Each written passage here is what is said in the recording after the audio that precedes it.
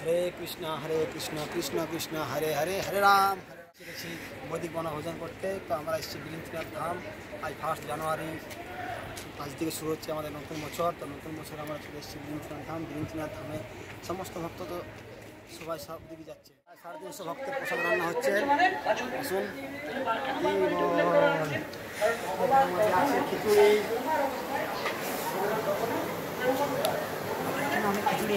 এখানে অনেক খিচুড়ি আছে, দেখতে পাচ্ছেন। এখানে তরকারি আছে, চাটনি আছে। আকর্ষণীয় জায়গা হচ্ছে আজকে বাবার ধাম। চলুন আমরা দেখি। আজ আমাদের বীরেন্দ্রনাথ বাবার ধামে আজকে আমাদের ভাগবতম চলছে। চলুন ওটা দেখা যায়।